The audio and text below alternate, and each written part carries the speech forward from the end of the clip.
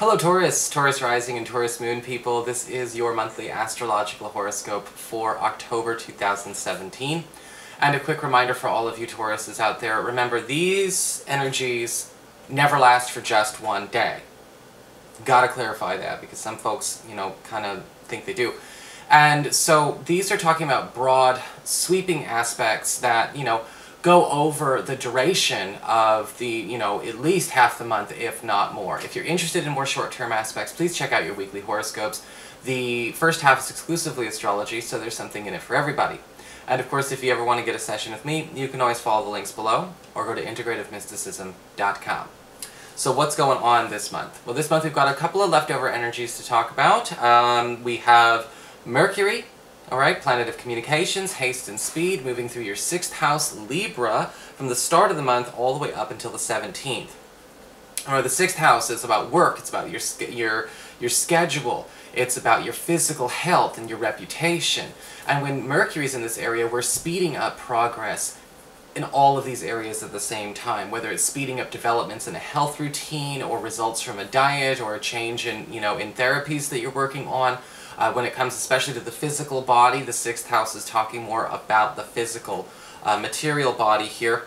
This is also a wonderful time for those of you who are trying to actually, again, make a name for yourselves, get noticed. If you're trying to draw attention to yourself, or a project you're working on, or a business that you work for, or a cause that's important to you, Mercury in the 6th house does allow that service to be done for the community in a way where the community is going to recognize, revere, and again, give its attention and energy to it. Mercury in the 6th house can bring us a lot of quick cash as well, to a certain degree, because it brings a lot of small, easy to finish, but, again, payable projects to you. So there may also be a little boost in that income as well. So a nice way to start off the month. We've also got Venus and Mars still in Virgo, your 5th house of love and romance and your relationships with your children, going up through about mid-month, and then they're gonna change space. And with Venus and Mars in that area, we are talking about getting closer in our energies towards, again, a stronger, I guess you could say, sense of affection, a sense of enjoyment from our relationships in that way. Mars may be raising a little bit of tension. Sometimes Mars can bring passion in the form of an argument or the form of a dispute, but Venus is still focusing it all being in the interest of love. Alright, sometimes we do fight to understand each other better. Sometimes there has to be some kind of fight or some kind of issue going on so people can understand each other better, because eventually our personas drop in that stress, and then we just actually get the real person we've been trying to connect to all along. And there could be a lot of that coming up over and over again in the first 2 weeks of the month. Venus is still working on attracting new partners to you, if you're putting yourself out there and trying, that is. And with Venus in that area, you're going to be noticing that, whoever you want to get that attention from, there will be that reciprocity there. Mars in the 5th can also bring an opportunity to get closer to, to a more palling around kind of energy with your kids if you've been feeling like maybe you've been a bit distant, things have been a bit alienated. This is going to bring a lot more of a sense of loyalty, a lot more of a camaraderie, especially, this is especially helpful for those of you with adult children, over the age of 18, they're out of the nest. This can pull them back in. So, all in all, a great way to start the energy of the month. On the 5th, we do have a full moon, however, in Aries, in your 12th house, your past, your privacy, and your hidden zone. And I tend to refer to a full moon in the 12th as the yearly breakdown, breakthrough full moon. Alright, we all have one. We do. We all have one. The Pisces had theirs. In Aquarius, the Virgo, the Aries had theirs, when it was a full moon in your sign, and now it's your turn. Now, usually a breakdown, breakthrough means there's a forced closure, or a forced release of something that is no good to us anymore, but we are just not done, maybe processing it to death. It's kind of like beating the ground the dead horse is under. And what happens is that, we're having that taken away from us. And that can bring a bit of a struggle, because, sometimes we have those things, not necessarily like in a dependency, but we have those as like a motivator. Sometimes we get motivated by an antagonistic energy, or even an antagonistic memory to succeed. but sometimes those things can hold us back. And, you know, there may be some kind of clearing, you know, maybe forced upon you of something that you do need to let go that you didn't want to let go of right now. However, it's already been gone and done. Just let it be, all right? And that may happen between the 5th and the 19th of the month.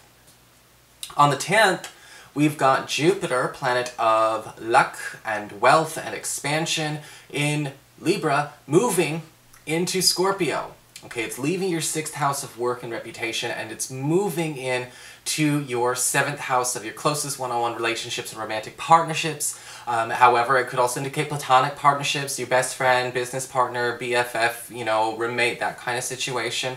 And when Jupiter's in the 7th house, a lot of astrologers, you know, whenever it will say this is where the energy starts to pick up for expanding on a relationship or many relationships all at once, improving the quality of them, improving the quality time, bringing more affection and, you know, again, joy and happiness to this energy, especially when we need to actually have that recreational good time to, you know, cement and keep the bond going. If we've been feeling like things have been, you know, we're not having as much fun, we're not going on as many adventures, Jupiter can bring us an opportunity to kind of be kids again over the next year and some change. That's how long Jupiter's going to be in Scorpio. I'm going to be doing a special video about it as well.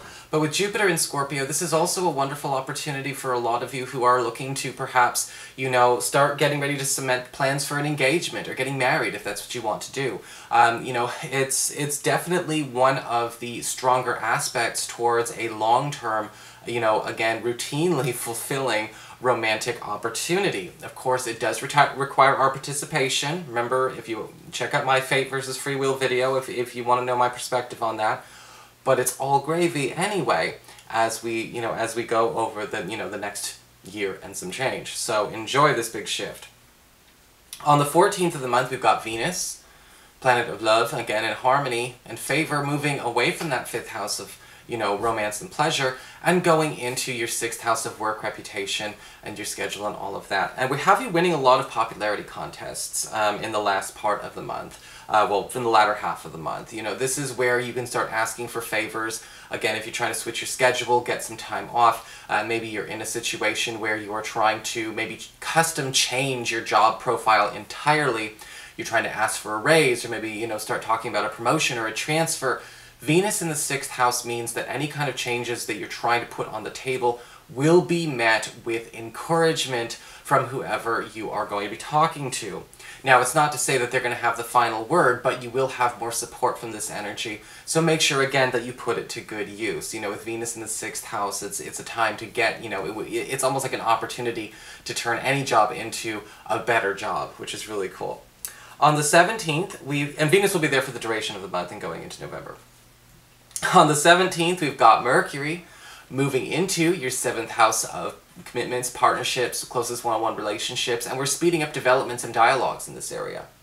And Mercury will be there from the 17th of the month, again, well into November. And with this happening, we're opening up subject matter that may be a lot more personal in the interest of speeding up, again, developments in a romantic relationship or a business partnership or anything along those lines. If something's been lagging, if people have not been able to articulate their feelings very well, if people are not opening up, we want to have more heart-to-heart conversations, we want to start getting some of the debris out of the way so we can have something, whether it is starting a business or getting into a relationship or whatever we're trying to get off the ground with a close one-on-one relationship. Mercury is going to be like, okay, right, this, you know, this taking stabs in the dark, this, you know, puttering around, this going in circles, we're not doing it anymore. And it looks like with Mercury here, again, we're going to speed our way through it, and everyone's going to be a bit more inclined to go in that direction as well, which is going to be nice. Okay, so it's up to you guys to make sure you can work on a team, because it's helping the other stuff. On the 19th, we do have a new moon in Libra, in your 6th house of work, reputation, and physical health. And with a new moon in Libra, you know, we tend to see, again, a new job opportunity.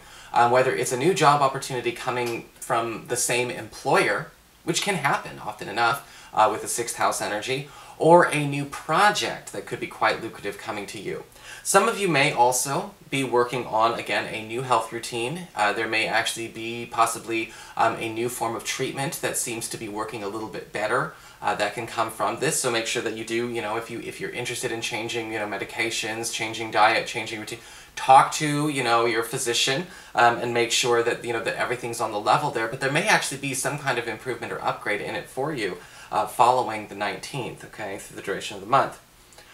And on the 22nd, we've got Mars moving into this area, into that 6th house of work, reputation, and all of that good stuff.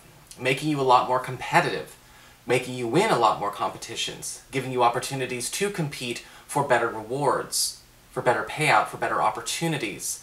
This could bring a lot of evaluations, a lot of tests, a lot of checks of your methods, a lot of opportunities to interview for better spaces, or perhaps again to test or evaluate for a certain type of training, to upgrade your skill set and make you again, in a sense, somebody who can actually demand more finance for the value you're bringing to the company, going through a bit of an upgrade.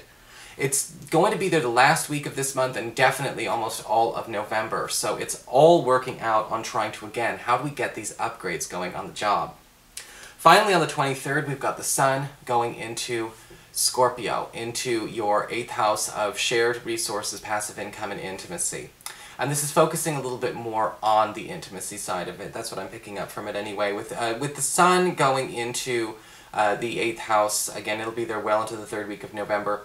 We're trying to get more out of the quality time that we spend with a partner, or actually find a partner that we're going to actually have a better quality of life with, or a better quality of time with. If we're currently single, maybe we want an improvement on what we had in the past, or we want an opportunity to explore a new way to, relate to each other intimately that, we haven't had an opportunity to do. The Sun is bringing those extra dimensions in. It's a powerful healing energy, but it's also about focus and, again, getting more out of it, which is all gorgeous. So that is your horoscope, Taurus. I hope you enjoyed it. If you did, please like, share, and subscribe. I appreciate it. And of course, if you ever want to get a session with me, you can always follow the links below, or go to integrativemysticism.com.